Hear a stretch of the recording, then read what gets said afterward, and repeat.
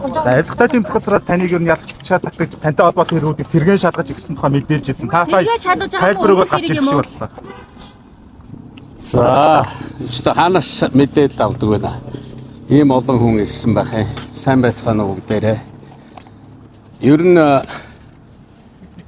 ерөнхийлөгч байхад сүүлийн 2 жил нь авилгалтай тэмцэх газраас тодорхой асуудлуудаар асууж тодруулж ажиллаж исэн. Тэгээ мэдээж энэ хуулийн байгууллагын үйл ажиллагаанд хүндэтгэлтэй хандах ёстой. Ерөнхийлөгчийн ажлаа өгөөд буусны дараа мөн 5 жил одоо тодорхой асуудлуудаар шалгасан.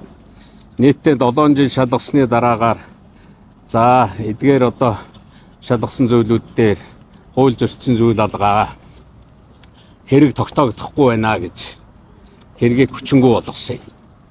Тэгээд дараа нь хилийн хориг тавьсан шүүхийн шийдвэрийг мөн шүүх хуралдаж хүчингү болгосон. Тэгээд шүүх хуралдаж хүчингү болгоод та энэ олон улсын үйл ажиллагаа өөрийнхөө хийх ажилд оролцоод ингээд явж болно гэд ингээд явсан. Ер нь хүмүүс ойлгохдоо нэг хэрэг үйлдээд гараад явцсан одоо тэгээ буцаж ирж байгаа юм байна гэж ингэж ойлгодог. Тэгэхээр хангалттай одоо 7 жил шалгасан. Ер нь энэ төрийн өндөр албан тушаалд байсан улсуудтай холбоотой асуудлаар хууль хяналтын байгууллагын асуух, шалгах тийм зүйлүүд нээлттэй байх ёстой гэж би хувьдаа боддог. Дараа нь 2023 оны 9 сард Стэнфорд их сургуульд ажиллахаар өргөдөж ингэж явсан байгаа. Одоогоор би нэг 10 гаруй олон улсын ийм байгууллагуудад ажилладаг.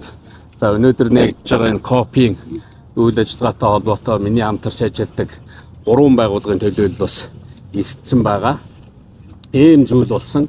За дараа нь 2024 оны сонгуулийн өмнөхөн 2024 он гараад энэ нэг улс төрийн муухай гүтгэлэг сонгуульд одоо миний нэрийг ашигласан энэ үйл ажиллагаанууд нэг баахан явсан байдаг. За тэр үеэр шүүхтэр зохиомл хэрэг одоо шүүгч рүү өгч олон улсын хууль эрхлэх байгууллагуудын олон улсын байгууллага Интерпол гэж байдаг. Тэр байгууллага руу одоо миний нэрийг явуулсан байгаа. Тэгээд тэр байгууллага нь үзээд шалгаад тэнд бол тэр чинь жил гаруйгаар үйл ажиллагаа явж байгаа. Тэгээд тэр байгууллага нь үзэж шалгаад за энэ улс төрийн шалтгаантай юм байна гэж. Тэгээд тэр Монгол улсын засгийн газраас энэ одоо манай хууль эрхлэх байгууллагаас өгсөн тэр хүсэлтийг хүчингү болгосон юм. Инхээр шүүхийн талаасаа ч олон улсын байгууллагын талаасаа ч юм байгаагүй. Ер нь энэ олон улсад хамгийн нээлттэй ил тод явдаг монгол хүмүүсийн нэг бол би. Хаана явж байгаа, юу хийж явж байгаагаа үргэлж ингэж одоо хэлж ярьж явж байгаа ийм зүйл байгаа. Тэгэхээр 2023 оны 9 сараас одоо ингээд баг 3 жил болох гэж байна. Энэ хооронд бол мэдээж одоо ямар нэгэн улсын хууль зөрчсөн юм уу тийм зүйл байхгүй юу байгааг зүгээр өнөөдөр авилгалтай тэмцэх газраас өмнө нутастай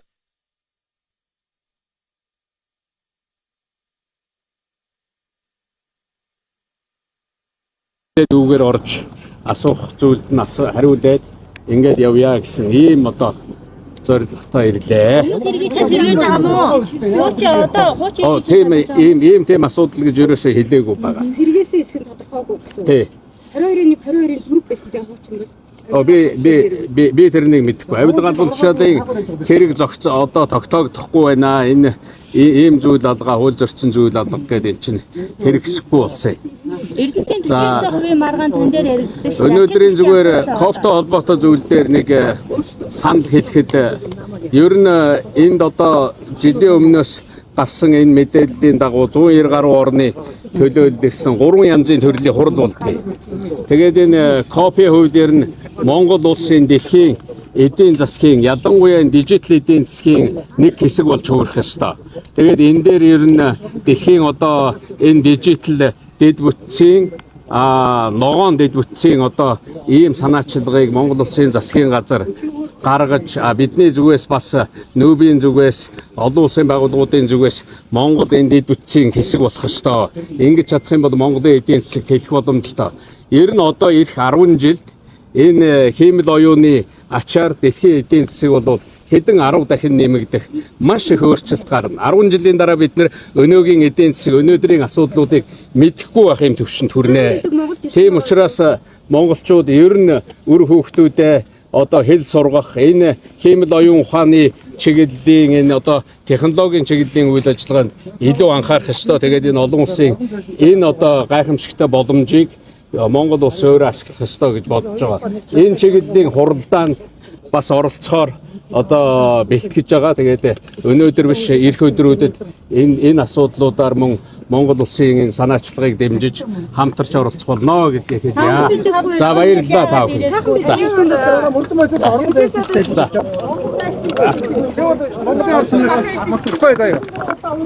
За үзэгчдээ дөнгөж сая ерөнхийлөгч асан захиагийн хэлбэл гарч хэл мэдээлэл хийгээд авилтаа тэмцэх газар руу орж тайлбар мэдээлэл өгөхөөр одоо игэн санаалахад өнгөрсөн 7 дугаар сарын төгсгөлд авилтаа тэмцэх газараас өгсөн мэдээлэлээр түүнийг ялгагдчихаар татаж холбоотой хэрэгүүдийг нь одоо сэргээн шалгаж ирсэн тухай. Бид нар 20 шалгуулаар бид нар өргөлөгсөн.